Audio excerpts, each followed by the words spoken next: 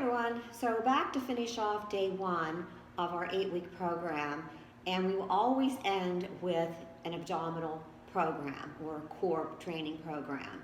So I've given you 3 exercises each day for your core.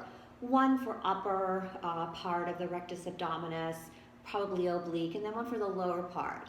So in your day one, you are going to do mostly supine exercises. So the first 2 are supine.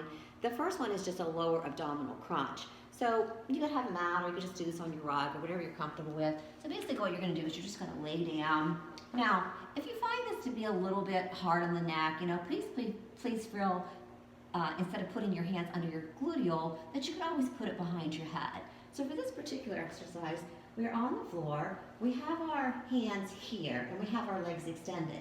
And basically what we're gonna do is we're just gonna lift our head, and we're gonna lower. So we're just gonna lift our head and lower. Again, you could always use one hand behind the neck to support, lift, and lower.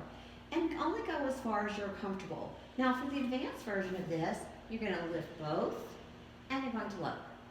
So again, you're gonna lift both, and you're gonna lower.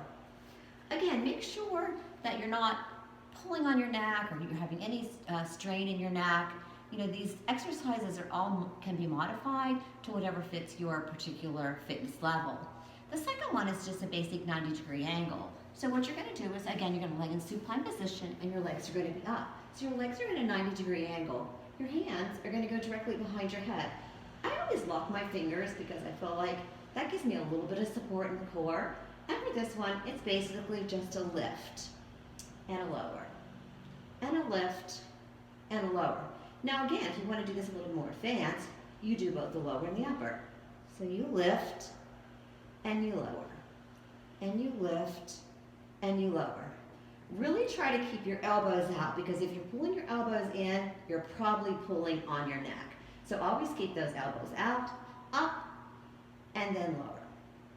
So we've worked some of the lower part of the abdominals, and we've worked the rectus abdominis, the center, the upper part. And then this third exercise that I've given you is basically for the obliques.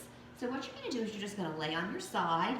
Now, I always support here, and you're just gonna do a little hip lift. So you're just gonna lift your hip up, and you're gonna lower it down. I'm gonna move down a bit so you can see this a little bit better. So basically you're just going to push and lift and lower. Now, there are more advanced versions of this. Lift, elbow to the hip, lift, elbow to the hip.